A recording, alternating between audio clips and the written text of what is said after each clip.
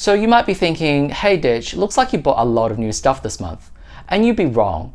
I only bought like 4 things, but they all happen to arrive in large packages. Hey everybody, my name is D and you're watching my channel D&D Ditches, and today the D stands for disproportionate. I got some nice box sets this month, so let's dig in and have a look. As promised with last month's video, I'm showing the Lady of Pain playmat.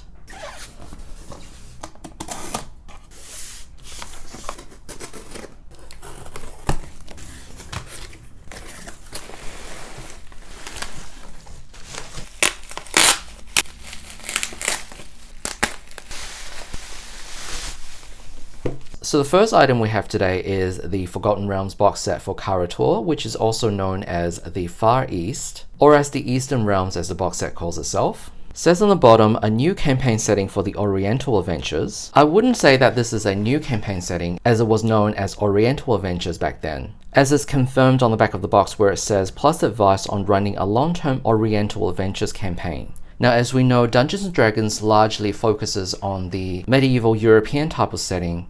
Back in 1st edition, Gary Gygax had an idea of creating an Asian-inspired fantasy setting, and he called it Oriental Adventures. And Kara-Tur was the name of the continent that was created for Oriental Adventures. So the book Oriental Adventures was further expanded upon, and eventually came out as this box set, which was released in 1988. And they also decided to fit the continent of Kara-Tur in Forgotten Realms, and it's the far eastern continent on the planet Toril. As a matter of fact, I don't actually think it's separated from Faerun. I actually think that Kara-Tur, Faerun, and Zakhara, which is the landmass that the Al-Qadim setting takes place on, are all connected, and only Maztica, the Mesoamerica setting, is a separate continent. When I bought this, I actually thought this was released for 2nd edition, but looking at it closely, it's actually a 1st edition product, so that was my bad. But 1st and 2nd edition rules were largely compatible anyway, so it's not really that difficult to use this for 2nd edition. So within this box we have 2 books, Volume 1 and Volume 2, and 4 maps.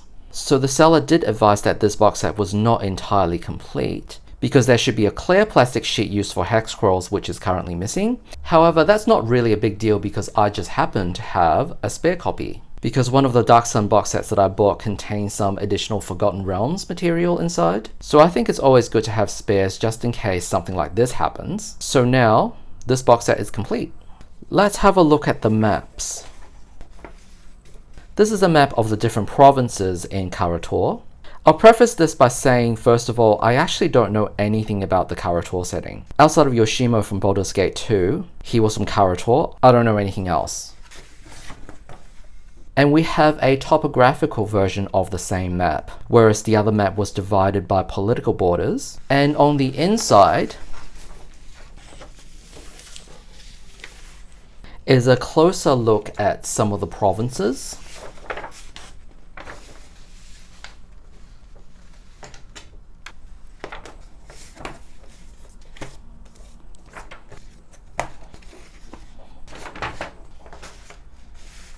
The Blood Plains, the Wong Flats,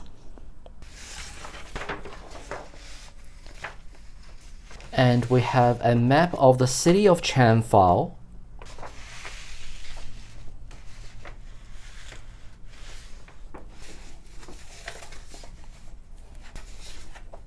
the islands of Kozakura, and islands of Wa. And on the back of that we have some additional city maps. We've got the Forbidden City of the Emperor, Edo Formal Gardens, Balanzia, Tupair, Wafan Garrison, and the Plain of Horses.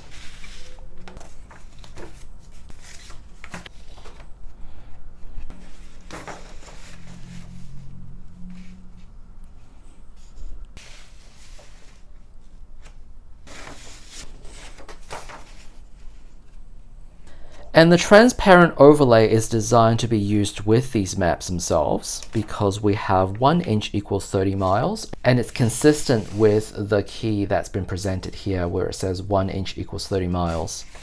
For example, let's say if I want to travel from Kokuru to Yutingpu, I will put Kokoro inside a small hex. This is where your hex crawl will begin. If you look at the measurements here, this is 1 inch, and this is the same distance, which is 5 hexes. So each inch is equivalent to 5 hexes, which is equivalent to 30 miles. And you would count from Kokoro, 1, 2, 3, 4, 5, 6, 7, 8, 9, 10, 11. The distance between these two locations would be a little bit over 60 miles. Depends on which route the players take to get there.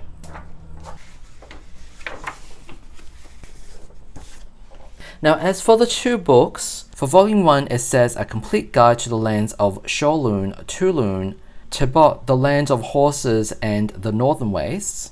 And for Volume 2 it says A Complete Guide to the Jungle Lands, the Island Kingdoms, Koryo, Kozakura and Wa. Given I don't know anything about Kara-Tur, we might have to refer back to the region map. Seems like the largest region is called Shaolun, which goes from here to here. And then Tulun is the smaller region. And if I may be so bold as to assume that Kara-Tur took inspiration from real-life Asia and draw some comparisons, it seems like Shaolun and Tulun are both based off China. Given the name is similar and clearly Chinese-inspired, but I don't really know what the difference is between these 2 countries. Tibet, I would say, is likely modeled after Tibet given their similar names. The Plain of Horses is here, and I say that this is probably modeled after Mongolia. And then the last region from Volume 1 is called the Northern Wastes, which I'm assuming is this part up here. And maybe this would be comparable to, say, Eastern Russia. Volume 2, the Jungle Lands, I'm assuming is the southern part, which may be comparable to either South Asia, like India, or Southeast Asia, like Vietnam and Thailand. The island kingdoms might be an allusion to Polynesia, given that it's not on this map. And then we have Koryo, which is on a peninsula similar to Korea, and then Kozakura and Wa seems to be like fantasy Japan. So I'm not going to comment on whether this setting breaches on cultural sensitivity or whether it's problematic. It's clearly built on stereotypes of Far East Asia, but then I also think that regular Dungeons & Dragons is also built on stereotypes of medieval Europe. And bear in mind this was released in 1988, where the internet didn't exist. So I prefer to look at these as works of fiction and creative writing, and just enjoy it for what it is. Clearly, if I want to play a wuxia-inspired tabletop RPG, Dungeons & Dragons would not be my first, second, or third choice.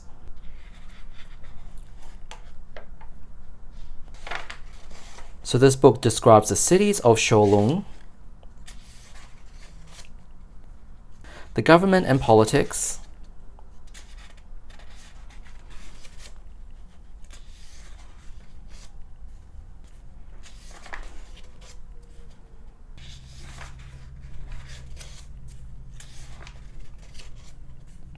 there's precious little artwork in these booklets.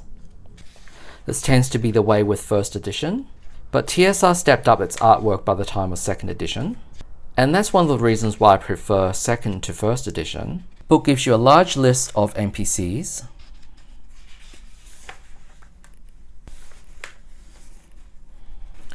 and we move into Tulun.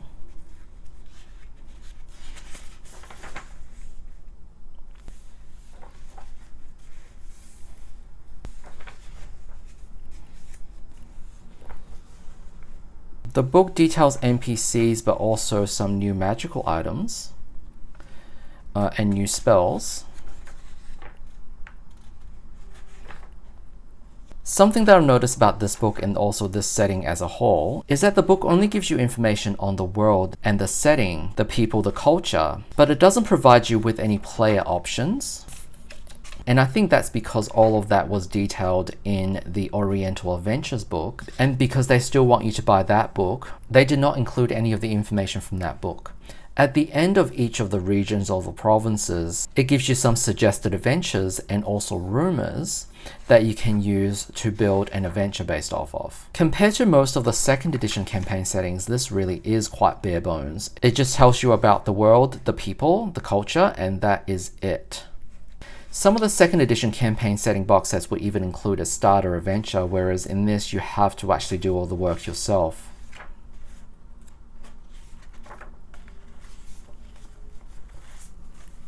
And let's have a look at Volume 2. Seems like it covers the same sort of information as Volume 1, except it's on different provinces. As a matter of fact, it even starts on page 99. Seems like originally they intended to publish a single book, and then at some point just divided it into 2 volumes, and didn't even bother changing the page numbers.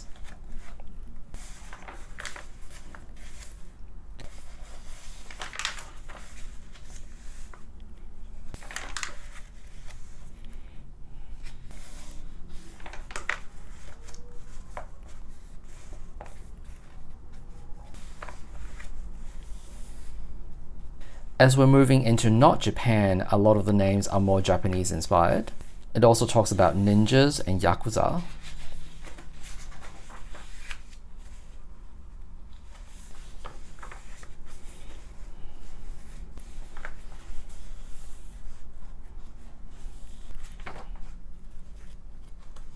Once again, precious little artwork to speak of.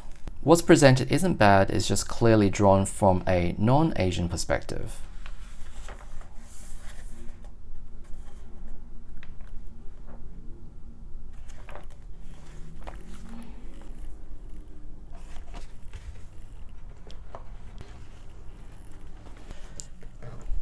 Another box that's far bigger than it needs to be.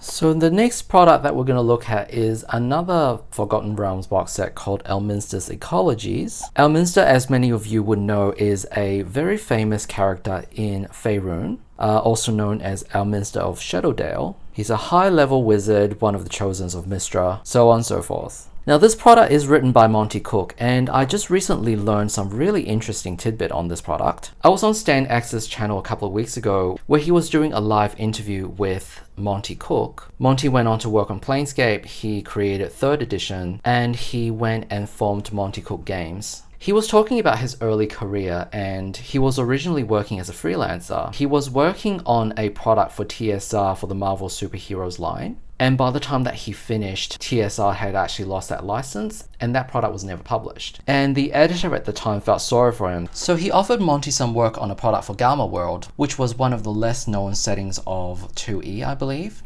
And then a couple of weeks later, he called him and said, hey, we're actually going to be cancelling the Gamma World line.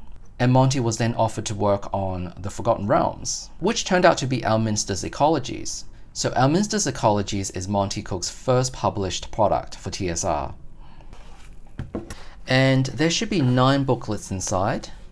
And at the very bottom is a flyer for Polyhedron magazine, which was the other magazine apart from Dragon that would publish AD&D content back in the day.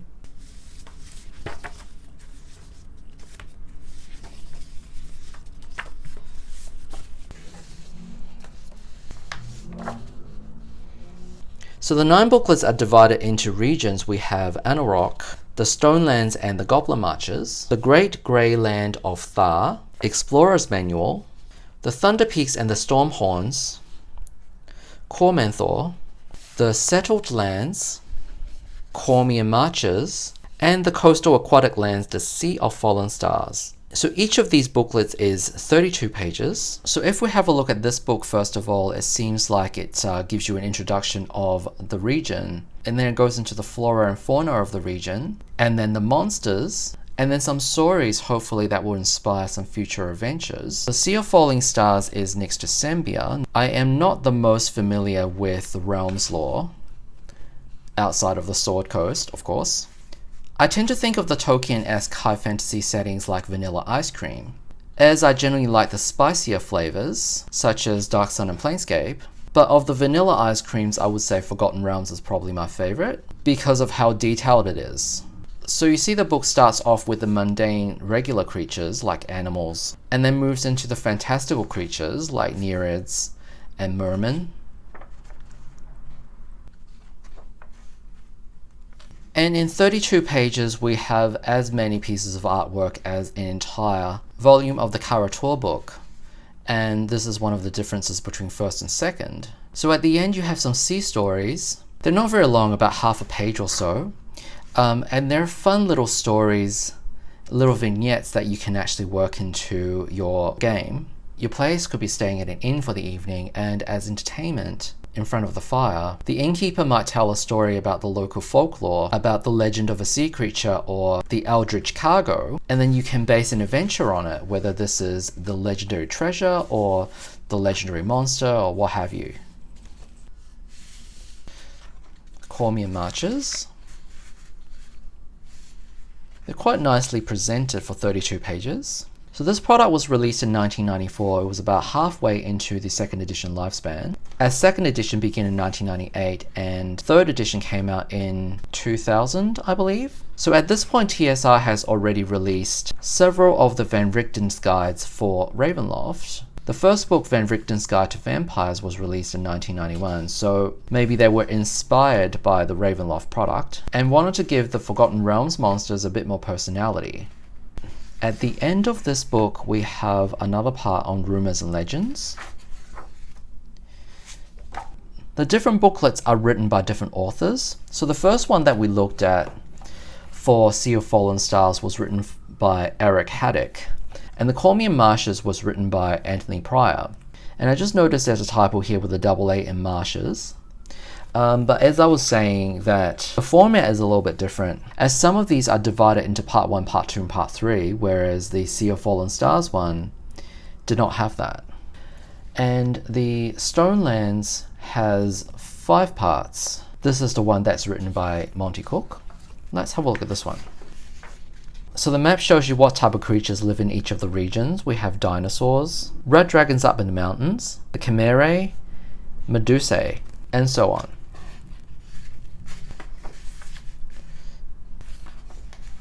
A little map for a typical goblin lair. You can pluck that out and use it in your own game. And that's what I find useful with these supplements. They're not mandatory, of course not, but gives you a lot of flavor to understand the monsters and the ecology of the region that you want to run your game in. And it's really good for inspiration. For example, the map of the Goblin Lair, you can just use that in a game right now, as well as the rumors and the folk tales.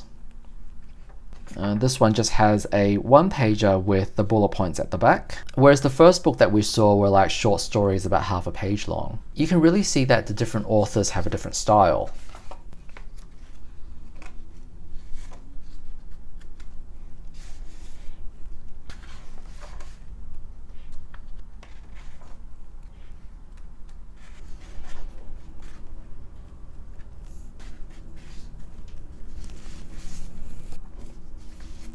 TSR released 2 further expansions to this product called Elminster's Ecologies Appendix 1 and Appendix 2. I believe they contain 3 booklets each, which covered other regions. I don't own either of those products, so I can't tell you firsthand, as the Forgotten Realms setting is not exactly at the top of my favorite settings. So right now, Forgotten Realms for me is, if I find it at a good price, I might consider it.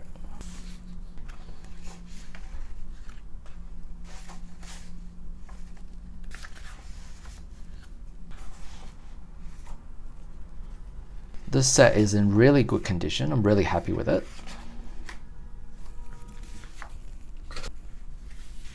So this booklet, the Explorer's Manual, seems to be a little bit different to the other ones. Seems to be the one that you should read first, as it introduces this product. And most of this book contains encounter tables that you can use for random encounters, as it's divided into different regions and then further divided into different terrains. So you've got deep desert, the oases, mountains, hills, plains of standing stones, in or near river of gems, and so on and so forth. So some of these encounters are on a 20 table and some of them are on a percentile table. I've just recently read through the 2nd edition Dungeon Master's Guide, as I want to run some 2nd edition games, and this is how the DMG recommends that you do back in 2nd edition, is a D8 plus a D12, so that way you get yourself a nice bell curve and you have the common monsters in the middle region, and then your uncommons, and then your rare monsters, and typically the very rare monsters are only given at the extreme ends. So for example, you've got number 18 is a Tarrasque. Could you imagine running into a Tarrasque as a random encounter? Well, this is what we did back in 2nd edition. The encounters weren't designed to be balanced, and players are expected to deal with whatever that comes their way. The players will still have agency on how they handle that situation, be it running away, hiding, negotiating, or using your magic in a creative way. I saw something on the internet today about AD&D that I thought was really poignant, and it says something like, in modern D&D, if you have a TPK, it's probably the DM's fault. In a classic game, if you have a TPK, it's probably the player's fault. It's expected that the players adapt to the situation or the encounter at hand, and if the encounter is too difficult, then it's up to them to survive or run away in order to stay alive.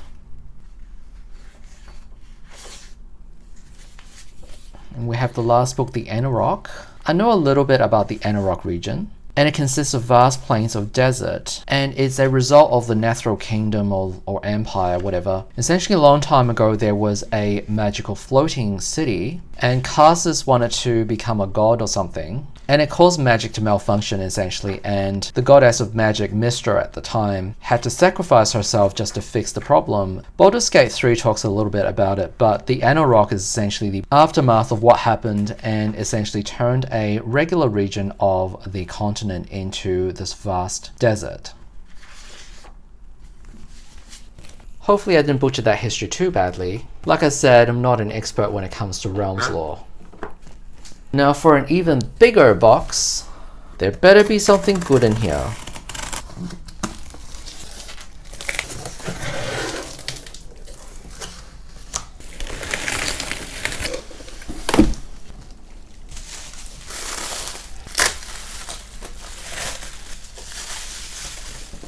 And we have the Council of Wyrms box set. So on the back it says, Council of Wyrms provides everything you need to create a campaign for dragon player characters. And then details on 2 new character types, the Half Dragons and Dragon Slayers. So this box set was released in 1994. And I remember seeing this at the shops when I was young. And the big selling point of this product was the appeal of playing as a dragon. So back in 2nd edition, there were a few products which gave you the opportunity to play unorthodox character races. Apart from Council of Wyrms, which let you play as dragons, you also had Warriors of Heaven, which let you play as a celestial, and Requiem from Ravenloft also let you play as an undead character. So inside this box set, we have 3 books. There are 8 cards with artwork on there. This looks like a brass or a copper dragon. And on the back, we have the character record sheet. And it's numbered.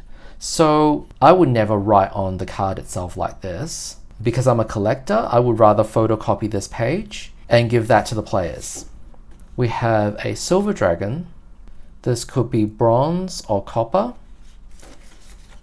I know that this one's green, but I don't think it's a green dragon given chromatic dragons are evilly aligned. It could be bronze, or maybe it's emerald.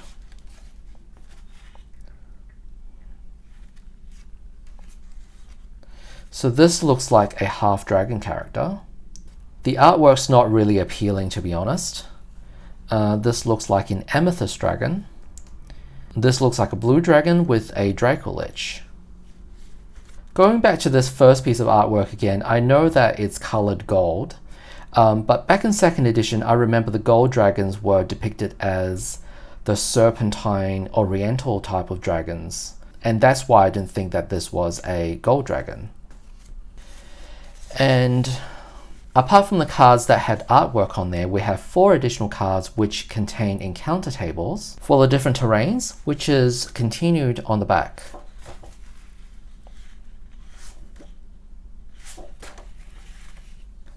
And then we have some tables which will be detailed in the books itself. We have the racial ability requirements, racial ability adjustments, ages, base hit dice.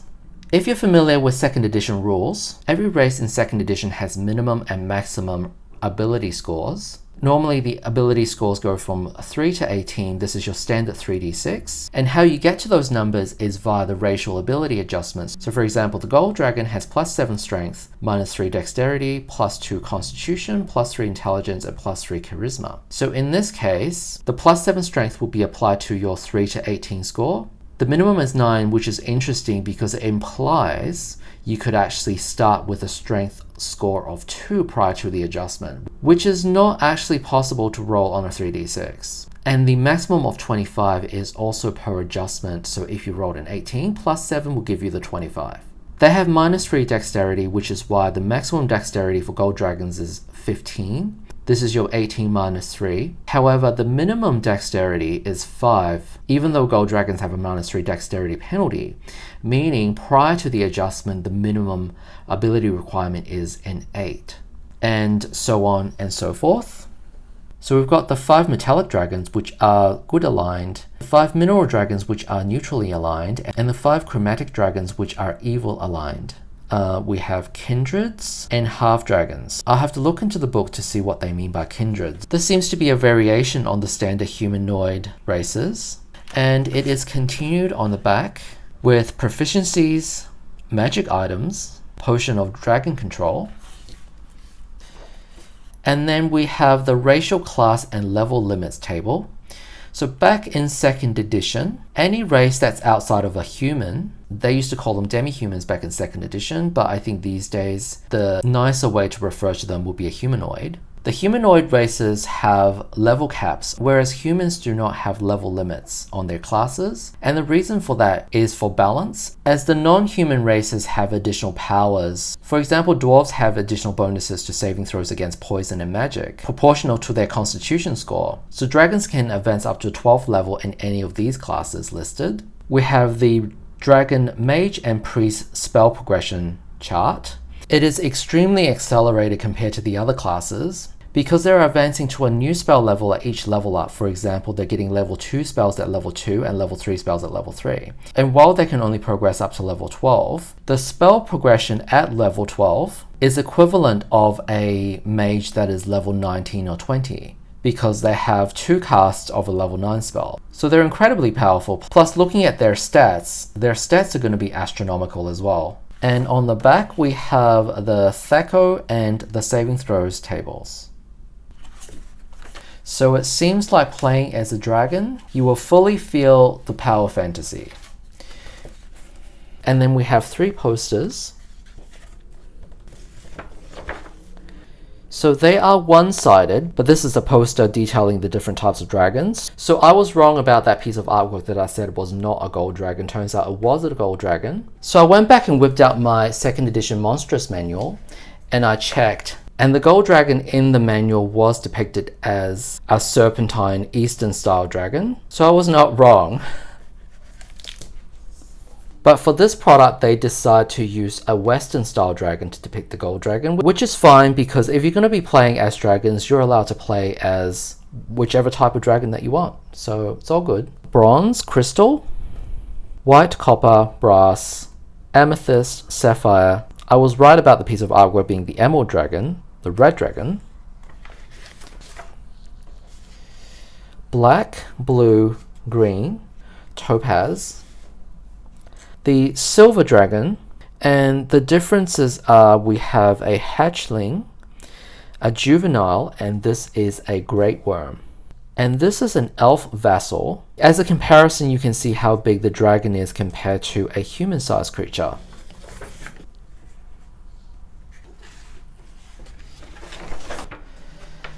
This is a poster called Dragon Clans of Io's Blood Islands. We have the metallic clans, and these are the runes or glyphs of the different clans, the gem clans, and the chromatic clans.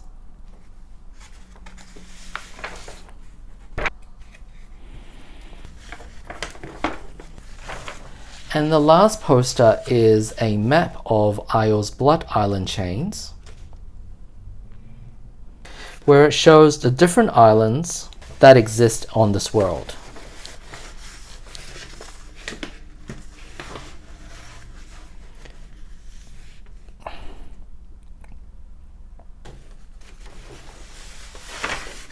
And now let's have a look at the booklets.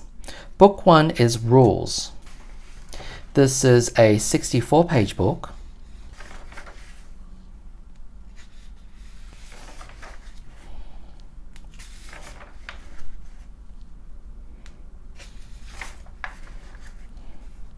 And here we have the same tables that we just looked at on the cards. And the stats of the different dragons versus their age. So we're given their size, their armor class, breath weapon damage, spells, and magic resistance.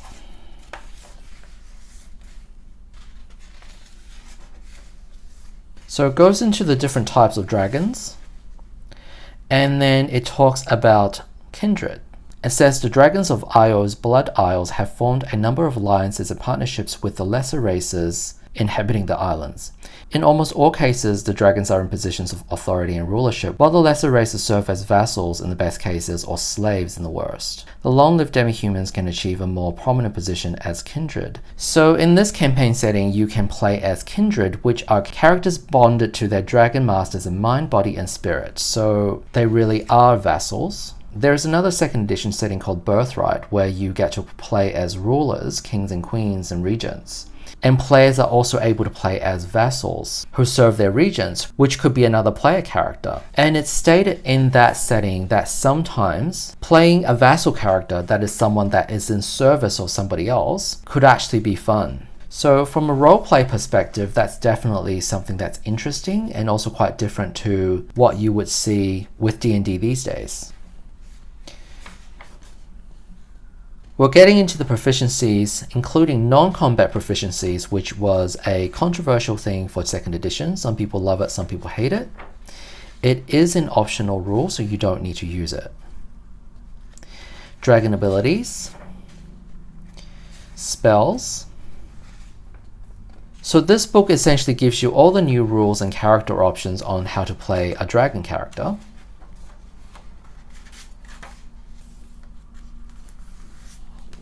Book 2 is Campaign. This is also 64 pages. Looking at the contents, this book is going to give you the backgrounds and the campaign setting of Council of the Wyrms. So we've got the Io's Blood Isles, which would be the world that this setting takes place in. So dragons rule these isles. They hold that the greater god Io, not to be confused with Ao of the Forgotten Realms, the ninefold dragon created these islands specifically for their kind. They have maintained this belief in story and legends millennia old, but the true story, as told by the great dragon sages, tells a more intricate tale, a tale of squandered gifts, dragon wars, and a dire threat that nearly ended dragonkind's dominion of the Io's Blood Isles.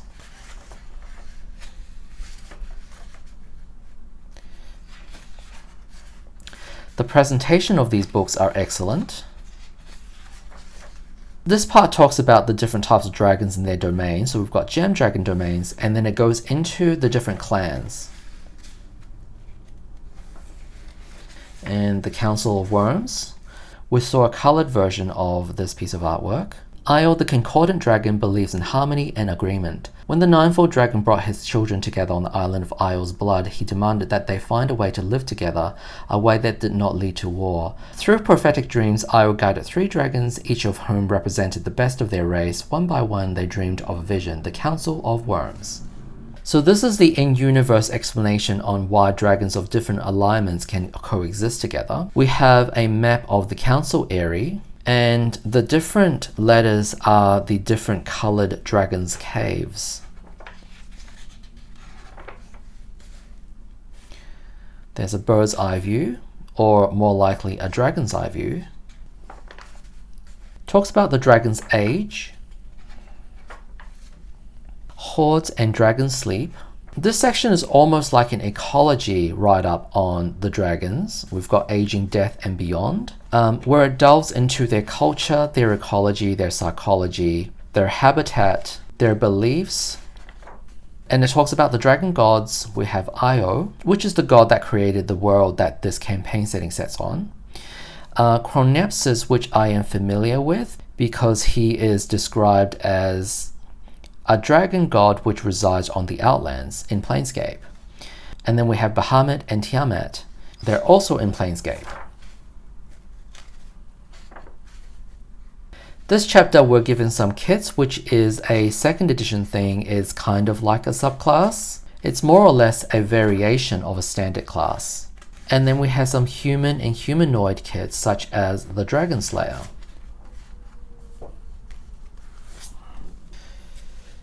And then we have book 3, The Adventures. So this box set is marketed as an adventure, but what it really is a small campaign setting with additional rules, character options, and additional lore where you can create more adventures set in this universe.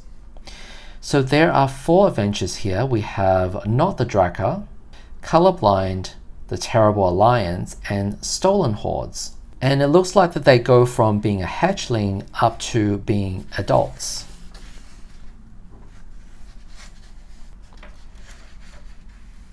Not the Draka opens as dragon hatchlings see the world outside their shells for the first time. So you literally start this adventure hatching from the egg. I see ogres being mentioned.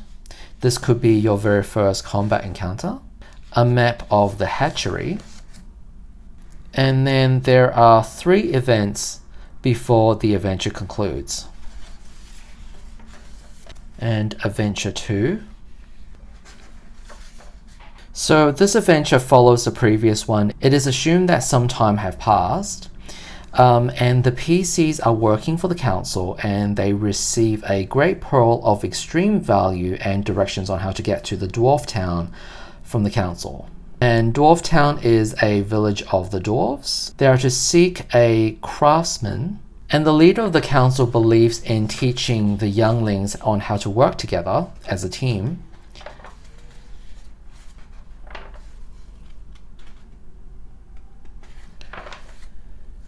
And Adventure 3, The Terrible Alliance.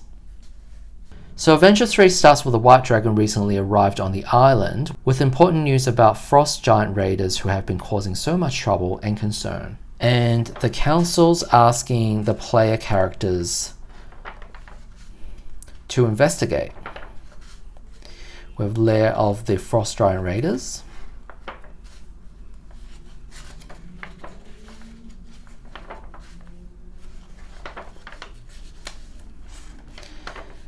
And the last adventure, Stolen Hordes.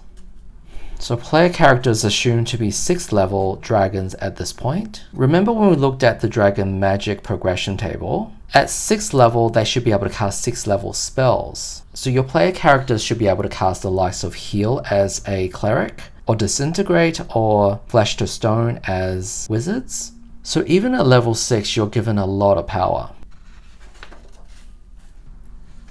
This adventure assumes that 90 years have passed since the end of Adventure 2, as this is a direct continuation of the conclusion of Adventure 2, and it involves the village of Dwarf Town.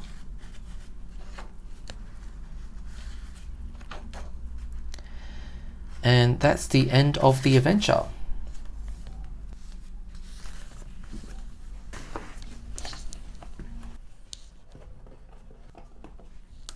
And we have another massive box.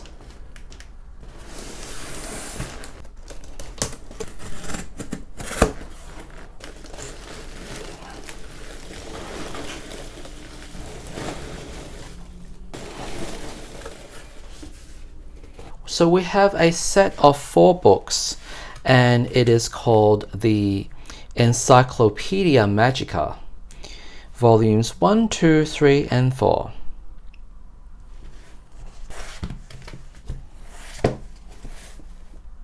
So these books have a faux leather cover. They're not real leather. I think this might just be vinyl. And we have the embossed TSR logo on each of the books.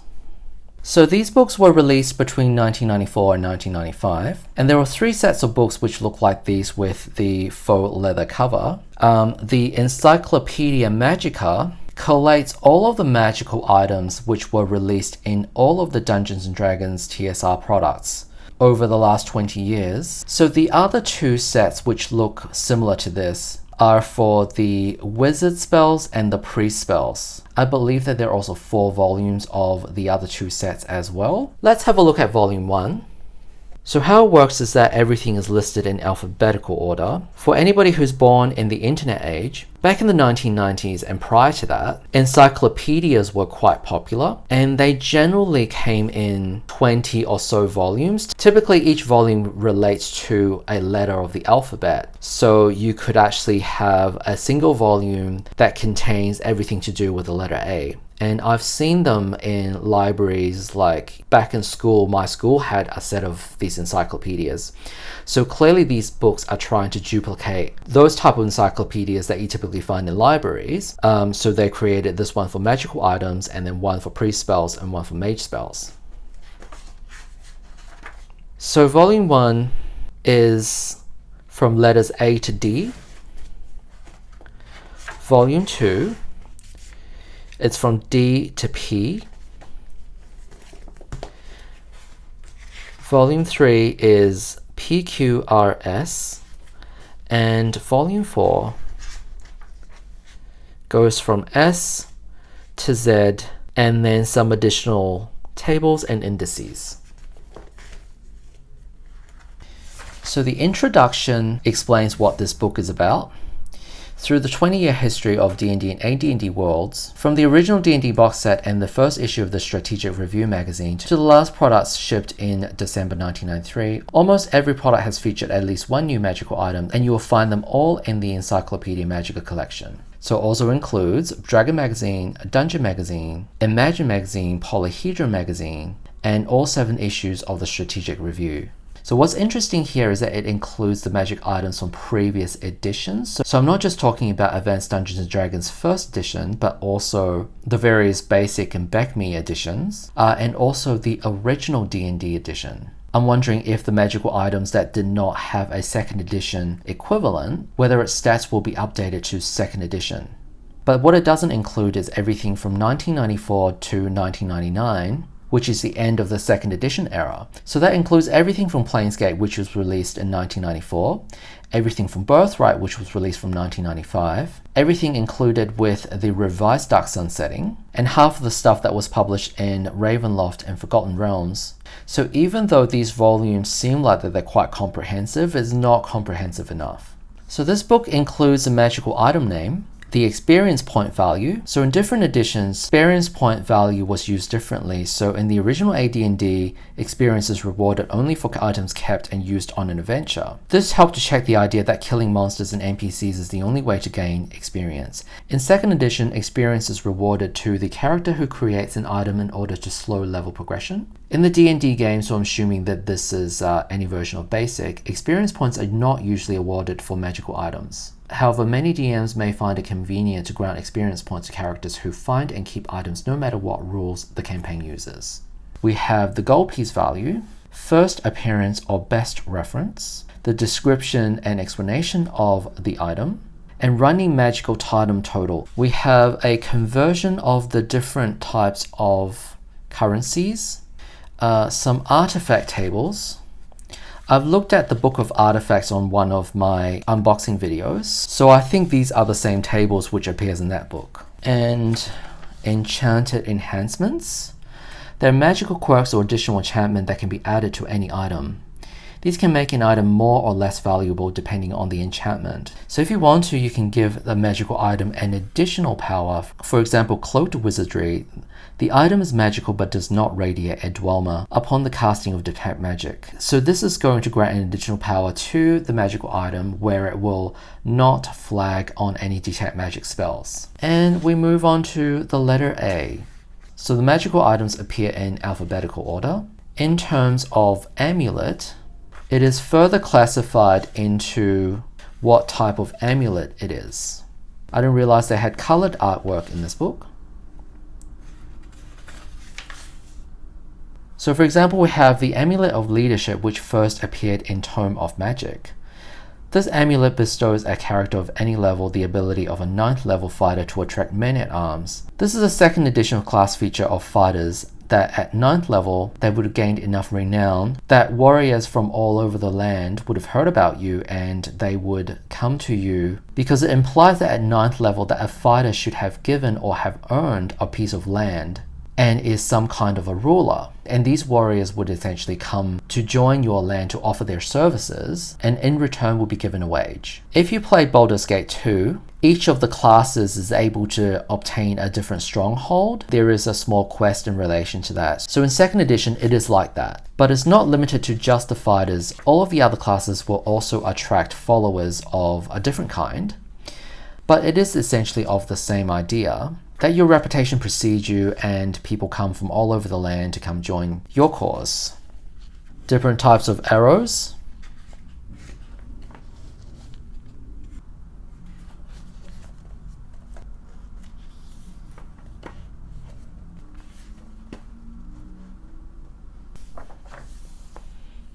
Different types of boots, boxes, bridle, candles,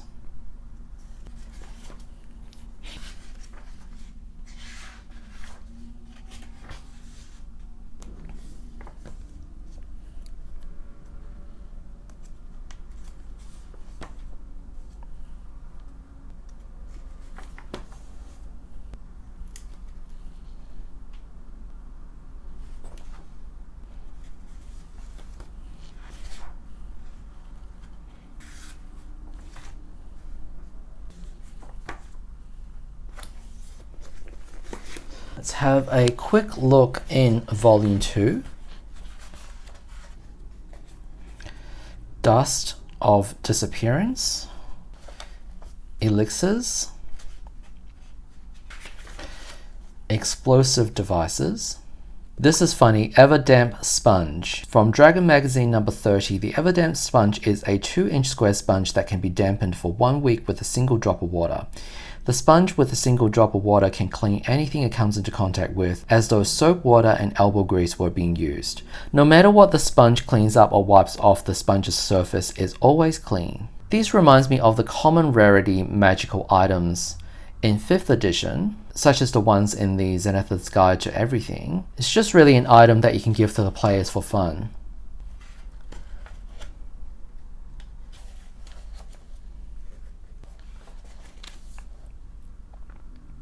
Different types of hammers,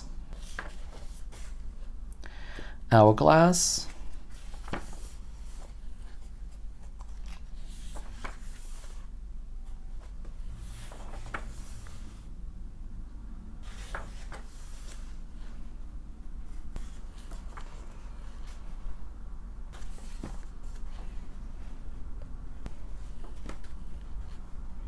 So this is really interesting. We have the Obsidian Man of Uruk. So Uruk, as I know, is a city-state in the Dark Sun setting. It even mentions here the Obsidian Man originated in the Dark Sun setting. However, this is from the Book of Artifacts, which is not a Dark Sun book. It is a standard 2nd edition supplement. It even mentions the Sorcerer King Hamanu, which is the Sorcerer King of Uruk. I think it's very interesting that they put a Dark Sun artifact item into a standard 2nd edition product. I think I need to look at the Book of Artifacts to find out if that's really where it's from. Orb of Dragonkind. I'm sure most of this artwork is recycled from previous products.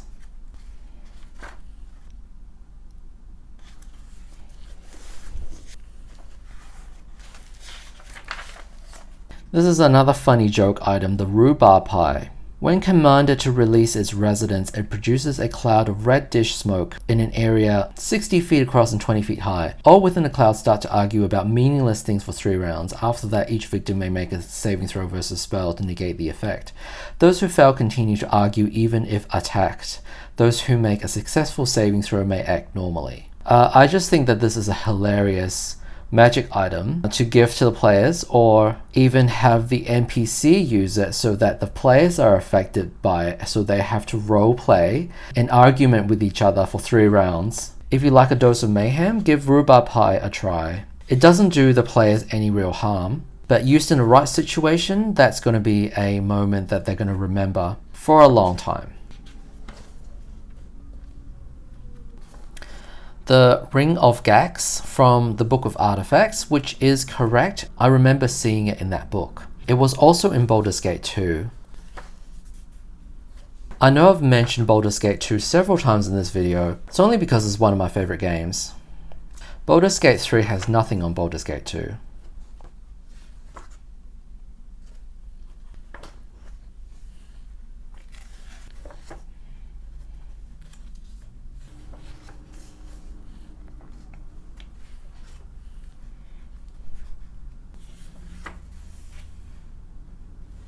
So we are in the spellbook section, which contains a lot of magical items that has new spells. So for example, we've got an interesting one here, Leryl's Librum, which appeared in Dragon Magazine 181. Leryl is a famous adventuress of the Sword Coast North who was apprenticed to Kelvin Blackstaff Aronson of Waterdeep, and she still aids him in Blackstaff Tower as his companion and lover. So with my limited realms knowledge, this is clearly referencing Leryl Silverhand, who became the Lord of Waterdeep in 5e, I believe. This magical item is more or less her spellbook, and contained within it is the spell called Blackstaff, a level 8 evocation and transmutation spell. Transmutation was called alteration back in 2e. This is the famous spell which gave its creator, the Archmage Kelvin Aronson of Waterdeep, his nickname. Look at that, I just leveled up my realms knowledge.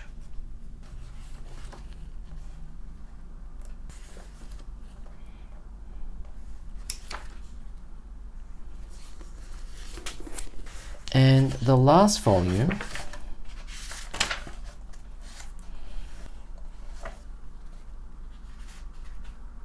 we are still on spellbooks, by the way.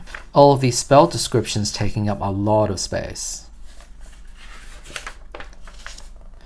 And we finally move out of it. We have Spelljammer Detectors and Spelljammer Rams, Sphere of Annihilation,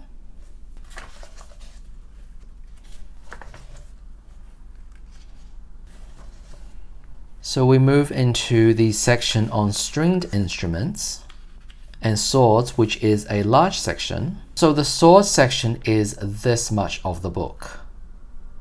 So we've gone from 5,400 to 5,800. So there are 350 magical swords for the first 20 years of D&D. So there's a channel called Daddy Roller 1 that I enjoy watching because he covers a lot of the early years of D&D history. And one of the things that I learned from his video was that in early editions, clerics can only use blunt weapons. And the lore reason that they gave was that the gods did not like shedding blood. However, the real reason was actually for balance. Because the early designers thought that the magical swords were so plentiful, they made it so that the clerics could not use swords as a way to balance the class, as magical blunt weapons were rarer than swords. And judging from this book, they kind of have a point.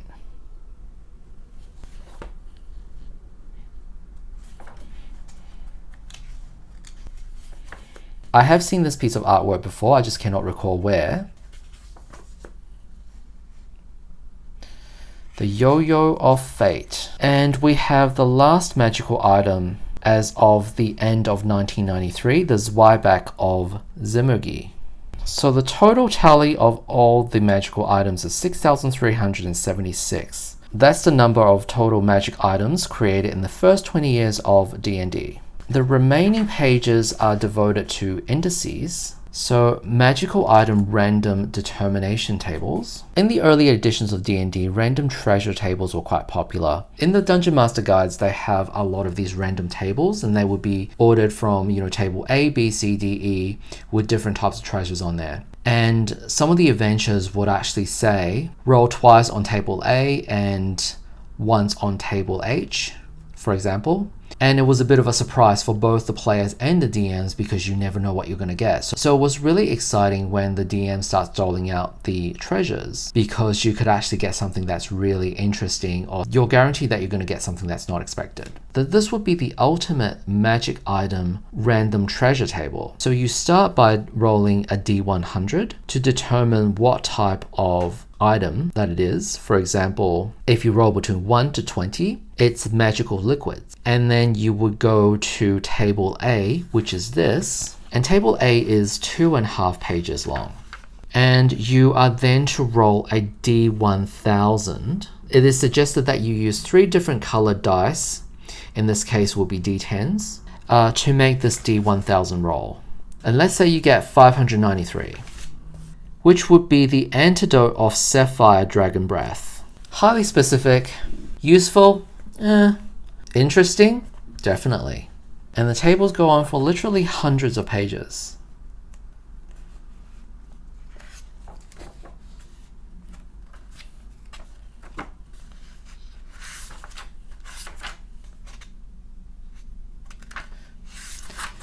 There you have it. I would have loved an updated one released at the end of 1999, which includes everything from 94 to 99, but that's not to be.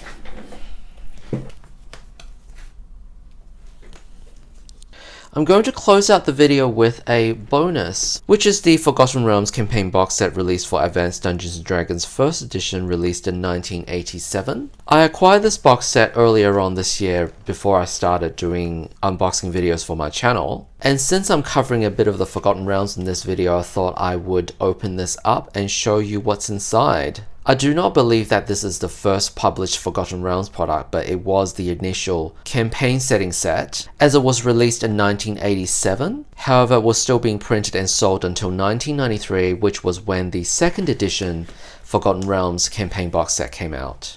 This box set was released in 1987, and 2nd edition was released in 1989. So what they did was they released a book called Forgotten Realms Adventures in 1990, which is intended to be used with this box set to convert the realms into 2nd edition. So the box contained 2 booklets, the plastic transparent overlays.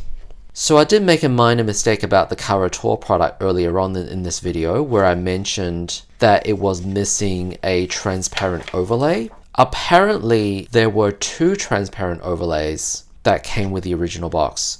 So since I had 1 additional spare, the Kara-Tur box was not exactly complete. However, I don't understand why you would need 2 separate transparent overlays. So I reckon for all intents and purposes, I would say that the Kara-Tur box set is practically complete. So the Kara-Tur box was released in 1988, which is 1 year after this. Let's have a look at the maps. The first map shows the region of Faerun that everybody should be familiar with, which is the Sword Coast. We have Baldur's Gate here near the bottom. And further south is Candlekeep and Beregost. Elturel is here as well, which became famous during the 5th edition era, but it only stretches as north as Daggerford. It doesn't even go all the way up to Neverwinter or Waterdeep. And unlike the maps from the Kara-Tur box, which are double-sided, these maps are only single-sided. Anarok, the Great Desert, I've just spoken about that earlier on in this video.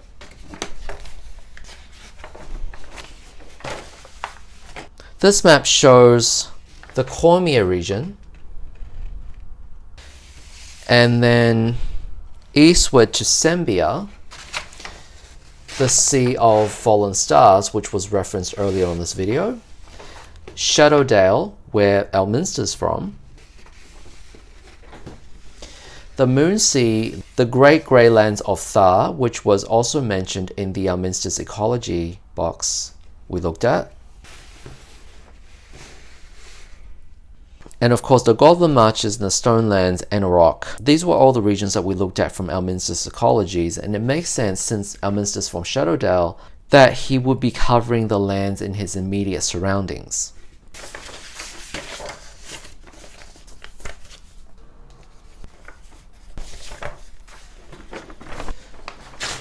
The next one is a vertical map. This is a zoomed out version of the Sea of Swords and the Sword Coast. We see Baldur's Gate here, and this map does actually go all the way up to Waterdeep and Neverwinter. Further north we have the Spine of the World Mountains and Icewind Dale, the Sea of Moving Ice, and this desert region is the Anarok. There's the Moonshae Isles, Evermeet all the way to the west, I believe Evermeet is the Elven homelands in Faerun. And further south, if you played one of my favorite games, Baldur's Gate 2, you have Athkatla would be here on the coast. And further south is Tethir and Saradush, which was featured in the Throne of Baal expansion. And then further south to that is Kalingshan. And then even further south, we have the jungles of Chult. And I mentioned the lands of Zakara, where the Al-Qadim setting takes place. I think it's somewhere down here in the south.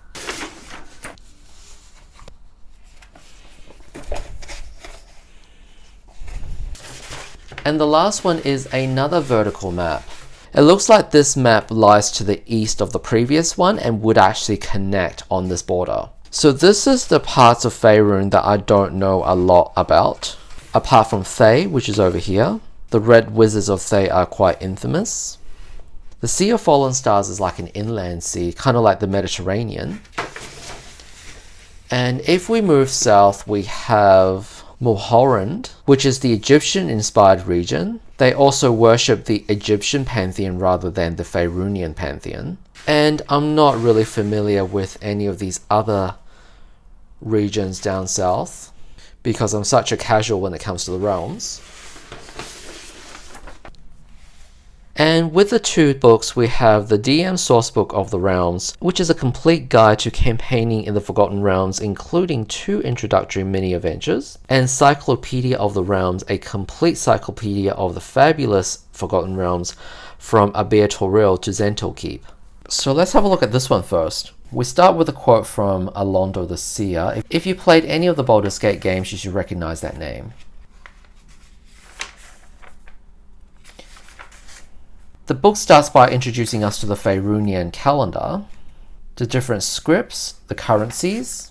Now, if you played any of the Baldur's Gate trilogy, particularly the first 2 games, which was set in 2nd edition, you might have heard about the Time of Troubles. Now, Time of Troubles is a meta storyline, which was covered in a trilogy of novels, and it was a way for the setting to transition from 1st edition to 2nd edition. To give you a very quick rundown of what happened, some of the gods did something naughty and stole the Tablet of Fate, and Ao the Overgod was not happy about it, so he cast all of the gods from the Faerunian pantheon out from their homes on the outer planes onto Faerun. While they retain most of their godly powers, they were for all intent and purposes mortal and can be killed. And it was during the event of this story that the dead 3 were killed. I can't actually remember if it was just the 2 of them or all 3 of them. I don't remember if Bane actually survived, but Baal and Merkel were definitely killed off.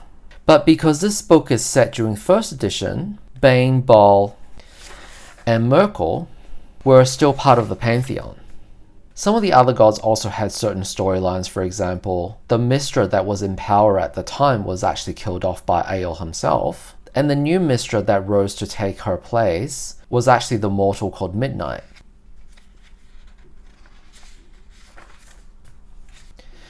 As this is 1st edition, there's not a lot of artwork, but the book goes on to cover the various regions of Faerun. Elturel gets about 1/3 of a page worth of write-up. So Forgotten Realms was created by Ed Greenwood, who prior to this contributed to a lot of Dragon Magazine articles, as he conceived the world of Faerun, and this was essentially his fantasy setting. However, this published campaign setting was also co-written and co-created by Jeff Grubbs, and parts of the material was actually contributed by Jeff Grubbs himself. For example, Jeff added several of the gods to the pantheon. So the DM Sourcebook opens up to a quote by Elminster.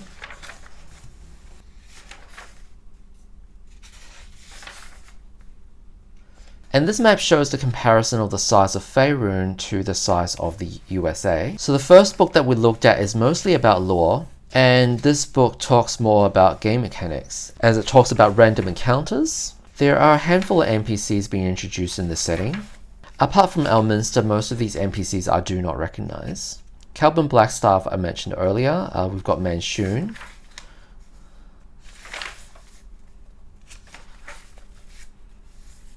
Seems like a lot of the more famous people that we know are introduced in later products, and especially in novels. Talks about the Flaming Fist, we have Scar, who appeared in Baldur's Gate 1. Some of the recent news and rumors. The intent would be for you to take these as plot hooks and design your own adventures. This is page 46 and it continues to page 62, covering the 2 adventures. So it devotes 6 pages to each of the adventures, which is pretty good. The first one's called The Halls of the Beast Tamers. Both of these adventures are set in the ruins of Mithranor, which was an ancient city destroyed long ago. And the second adventure is called Lashen's Fall, and it first appeared as Into the Forgotten Realms in Dragon Magazine number 95. And in good old first edition fashion, apart from the maps, there's very little artwork. It's packed with a lot of text. And then we move on to the Books of Forgotten Realms, which is a section on magical tomes and books, and introduces some new spells. This is actually a fairly lengthy section, even lengthier than the adventures. And here's a magical item that talks about outer plane travel, but this uses first edition names for the planes. So we have the Concordant Opposition, which was updated to the Outlands in Planescape. And there's also Nirvana, which is Machinus in Planescape. And back in first edition, there's supposed to be 5 layers to the plane of Limbo. Whereas in Planescape, it's explained that Limbo is so chaotic anyway, all of the layers merge into each other. And we finish off the book with more spells.